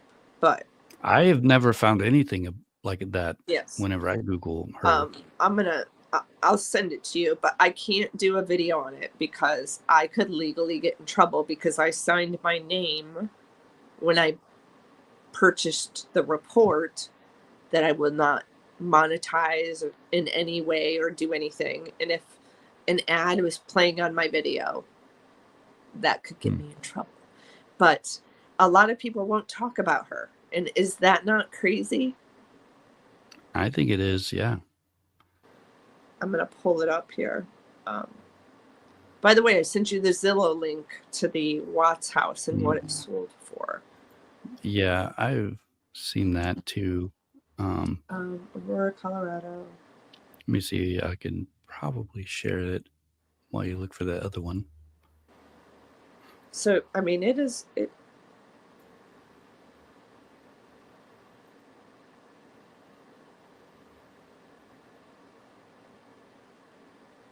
Whoops.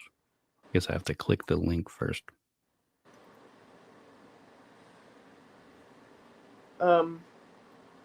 Here it is. We'll look at the house. Okay. And then I found our mugshot too.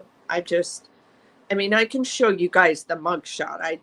I cannot read the report word for word for you because that is what I signed saying I would not do. But this this is a beautiful house. Are you guys able to see this? Is it showing up as I scroll through it and stuff? Yeah. Like it's really a beautiful house. I wouldn't like these wrinkled carpets, but I like the house. I like the layout and I love the kitchen. All right, I sent you Kessinger's mugshot. But yes, any of you guys can go to the Aurora Police Department website and you reach out to the public media relations person, and you yourself can make a request. You got to spell her name correctly and her date of birth, or else they're going to brush you off, and just say, I would like the report. You're going to sign something saying that you're not going to use this information in any way. So you see the top photo there? You're going to get that report if you put a request in. You don't have to be a journalist to do this. This is public record. So this is 2007. How old is she? I think she's in her 30s. So this incident, I think she's in her 30s, isn't she? It says her date of birth is July 3rd, 1988, and this was arrested in 2007. She looks really young. I don't know. She was young. She was 19 years old when this happened. So there was some type of stabbing incident. You guys can go request the report, but I'm not going to get in trouble by reading it. But this is a legitimate report out of Aurora, Colorado. And I don't know why it's not talked about that much, but yeah, I mean, I'm kind of surprised that's the picture not floating all around the internet. I think it's hidden. That's why I've never seen it. When you search for Nicole Kessinger, the only ones you see are her and Chris Watts. Right. Everything else is just vanished. Well, but this picture here of Jodi Arias, I'm actually doing a video on her soon. I've written it. I haven't recorded it yet, so it's a ways away. But I tease it in my next video that's coming out this weekend. For those of you who missed that, I did give you guys a little preview of my next video, my Chris Watts video that's coming out. But let me see if I can. Yes, Maribel. It's called the Freedom of Information Act. Yeah, a lot of people don't know that you yourself can go request public information. Like you can request police reports, phone calls from prison, body cam. I don't know how to fast forward this. Here's I'll let you finish talking, but I'm going to let you guys see the preview. If it'll stop playing. There we go. Yeah, you can go ahead. Sorry. No, I just, I'm noticing in the chat, some people said they have seen the report. So I'm glad that people have seen the report. I just, I'm not. I didn't know that they gonna burn my bridges. A requirement. Well, if you're going to look at this, you can't do anything with it. I didn't know that was even a thing, but that makes a lot of sense with all the stuff that everybody says they've seen that I can't find too. Which also doesn't make sense because when I worked in news, we also had to sign it, and we're putting it on television, but yet we're selling advertisements, right? While you watch a newscast. Mm-hmm. So I probably could get away with it, but I don't want to burn bridges with any. Something I've been thinking about is I know that reporters always love to get the picture of the inmate with his handcuffs and in custody. Yeah. But isn't that like before they're actually convicted? That's not allowed. It's not supposed to be allowed anyway, from what I've read. But they do Well, it anyway. it's interesting how you always see Murdaugh very slick when he goes to court. He always puts his jacket over his handcuffs and things. I mean, he's logically thinking of how to I'll make have to himself look up look. what I've read, but I found something that says that, media is not allowed to show these people in handcuffs because it sways public opinion We until can't. they're Well, actually if they're in public, we can. Which you well, if they're not walking, convicted, they're not guilty yet. They're not proven but guilty. but you got Showing them arrested. in handcuffs makes them look guilty. But you got arrested. But So being and that's arrested true. in itself doesn't make you guilty. Well, you got to be careful the way you word your script then. If I'm showing a video of you on screen with handcuffs, I probably should say accused so-and-so, accused murderer instead of convicted murderer. Or, you always got to watch the words you use in a news script, because news stations get sued all the time too. But I I never always, knew that. yeah, they get sued all the time. And we always had a team of lawyers too who would look over investigative pieces, because great example of this, JonBenet Ramsey case. They did a whole documentary on Burke being the one who killed her. Burke sued CBS. CBS knew Burke was going to sue them, but they didn't care because they knew they were going to still make money regardless of paying him off in a lawsuit. Yeah, see, that makes me a little sad because I remember the first time I heard about, well, maybe the brother did it. And then I'm like, well, even if he did do it, why would the parents cover it up? Because he wouldn't have gone to jail for his entire life. He was 9 years old or something, right? So he would have got counseling and, been in, whatever they put young kids in that do stuff like this. And then hopefully, rehabilitated him. I mean, I'm just saying, if he was the one that did it, it makes little sense that the parents would cover it up. Right. Why hide it? If it was an But the accident. CBS News clip, they actually got the kid to smash a watermelon or something with a baseball bat or a flashlight. I can't remember which. And like, he looks like a killer right then when he does that. It's scary. And somebody should have prevented that, I think. The kid but it was just trying to goes to swing as show hard as you he possibly could. how much money they knew they were going to get sued. They had an attorney look over the script and they still went with it. I mean, they took the risk thinking, we will get sued, we'll pay him out, but hopefully we'll bring in enough profit that it doesn't matter. And he did win that lawsuit. He actually filed up in Detroit, and he won. And I wonder if But Burke did can he even. really win? His reputation's ruined forever. His life's been ruined since he was 9. His emotional, it's just ruined. Like, he'll never be the same. Yes, since he was 9 years old. Yeah. Yeah, it's really sad. But yeah, guys, I made another Chris Watts video that's coming out this weekend. It's probably not my best, but it's actually pretty good. I got a lot of good clips in it, but I just wanted to, since we had a little picture of Jodi Arias, I thought I would share a little preview of the preview that'll be coming out this weekend. So make sure you watch it again all the way through, because otherwise YouTube will think it's another crappy video. But I'll just play this little bit here. Until you see how Jodi Arias turned a forbidden attraction into a living nightmare. To the trial of an Arizona woman who's been charged with brutally killing her boyfriend after he tried to break up with her. She stabbed him, get this, 27 times allegedly, shot him as well allegedly.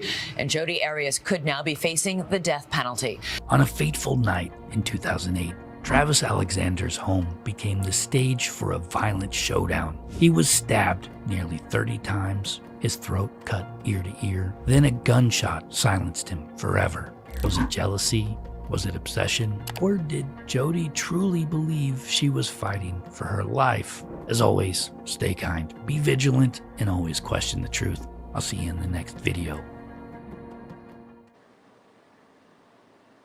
But that case was one of the first cases I actually followed from the very first day. And I really, wild. yeah, I just can't imagine. Like, I didn't think she did it 27 times. Like, That's rage. it's more than that. That's insanity. She's making money off her art in jail. I did prison. Yeah, I've heard that. I made a video about that, and I'm not gonna lie to you. As you guys know, I'm all about the crafting on my channel. She's good. She's a good artist. You know, the funny thing is, she could have just found somebody else.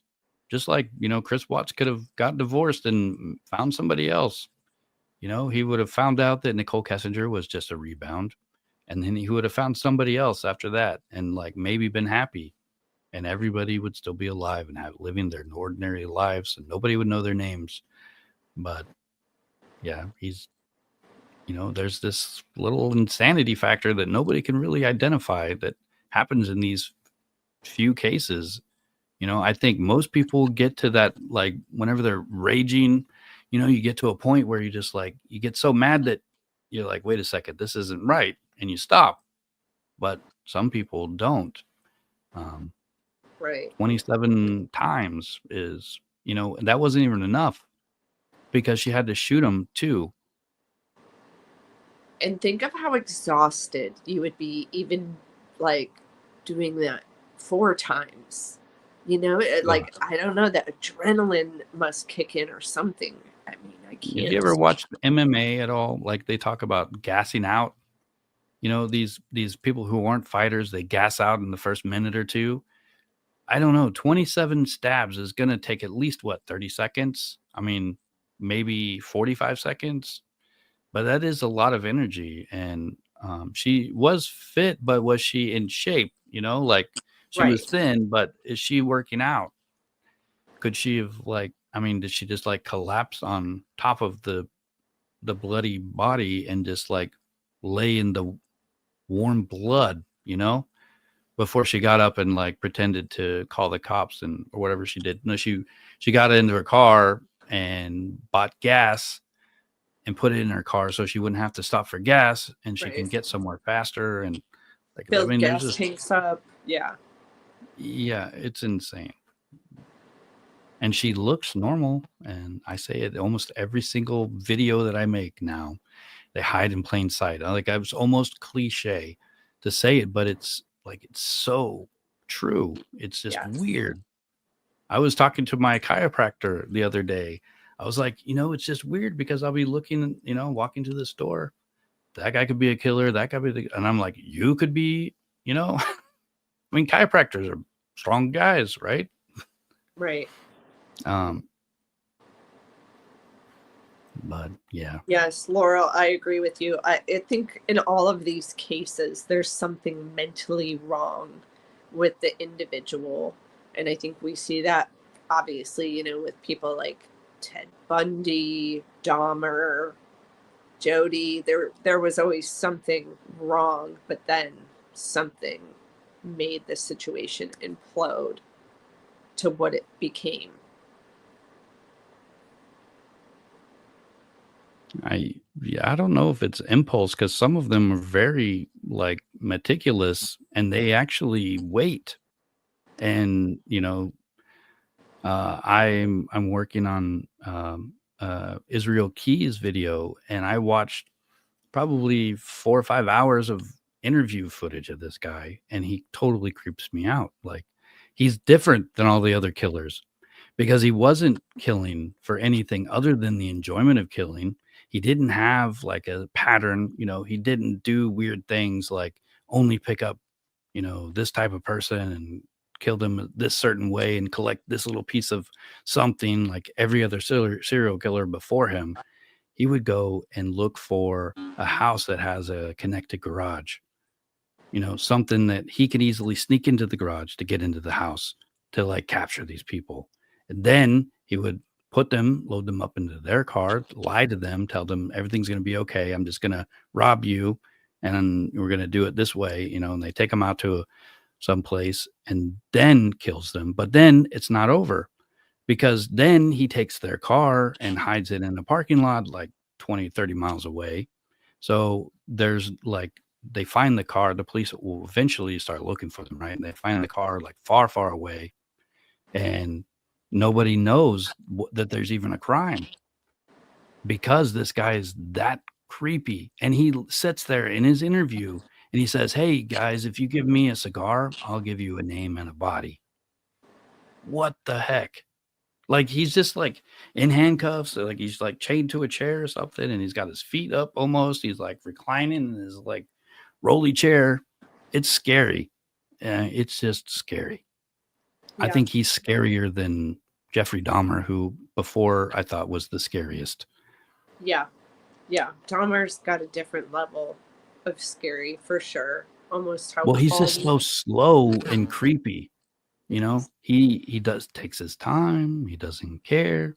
Here, have a drink of this nice, yummy beer that's laced with all these medications. It's gonna drug you. You're gonna, collapse any second. So just hurry up, take it, so I can drill holes in your head.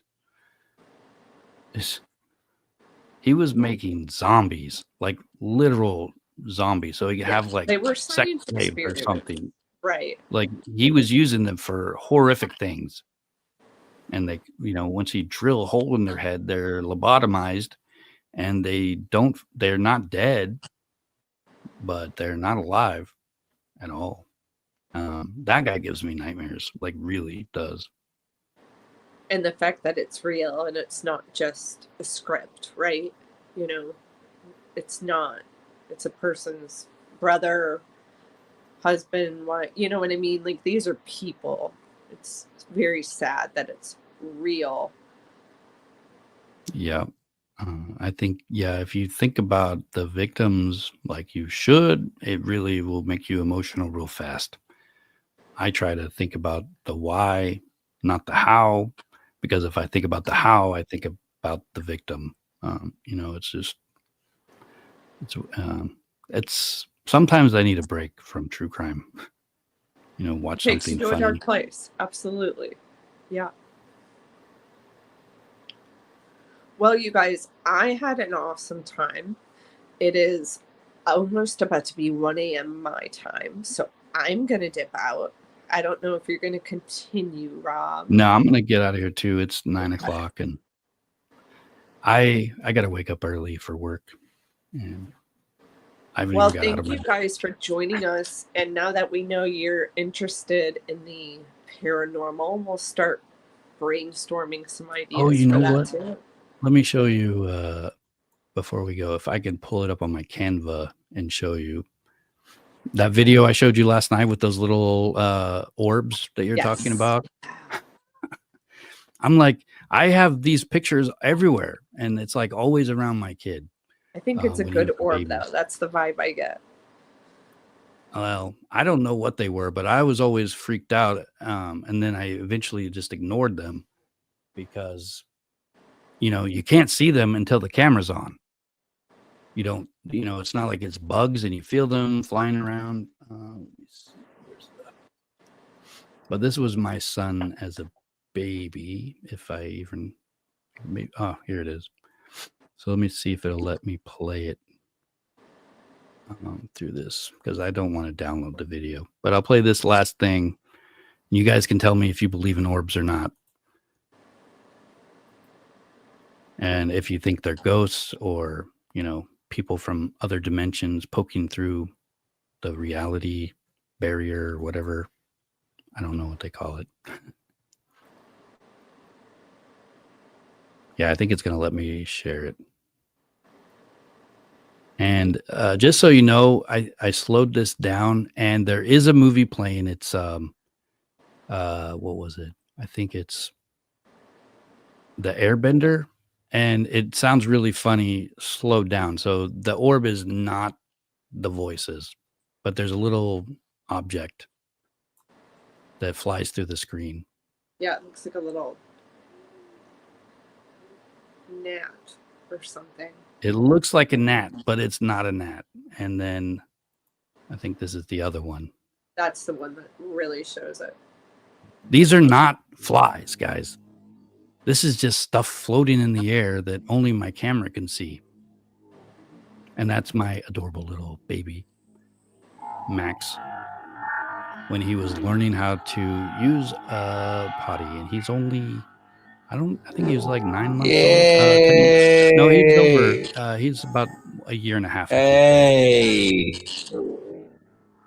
But he flushed the toilet. It looks like he actually pulled the top off. And I'm like, what'd you do? And he comes running away. But Mirabelle, I agree with you. Mirabelle says your kids are protected.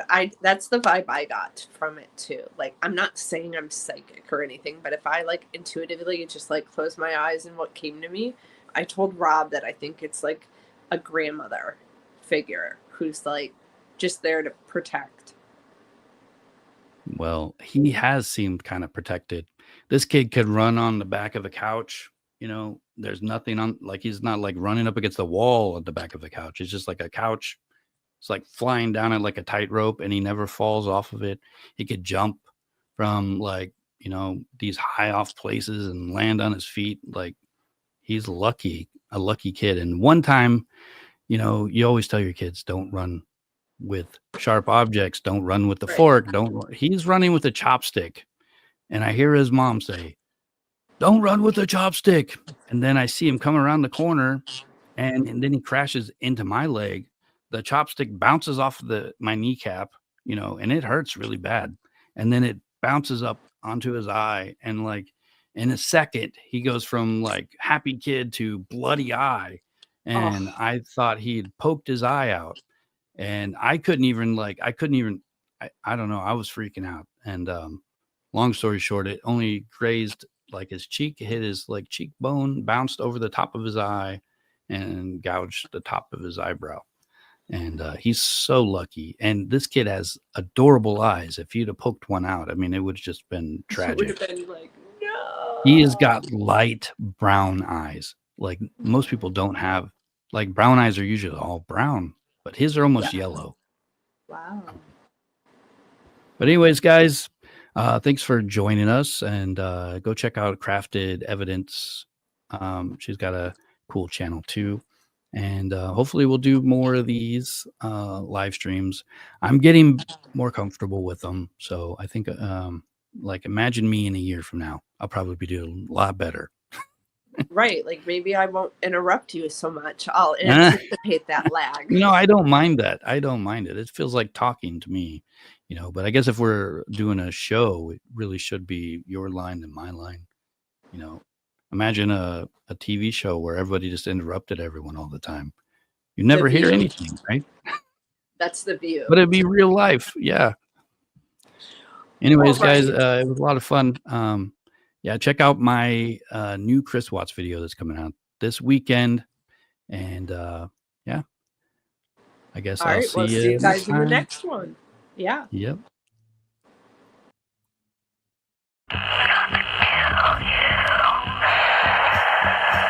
Welcome to Timeless Mysteries. Please like and subscribe if you're drawn to tales of dark psychology, twisted crimes, and the fine line between man and monster. You're in the right place.